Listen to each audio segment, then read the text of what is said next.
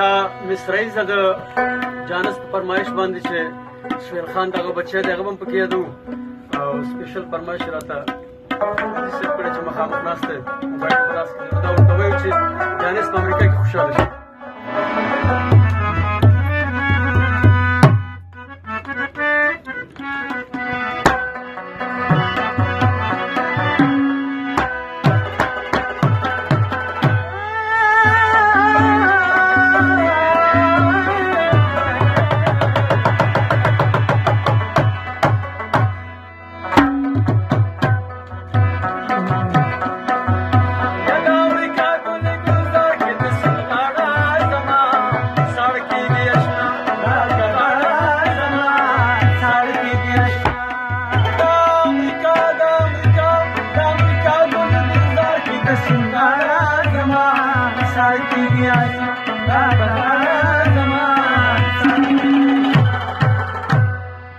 جدا جانا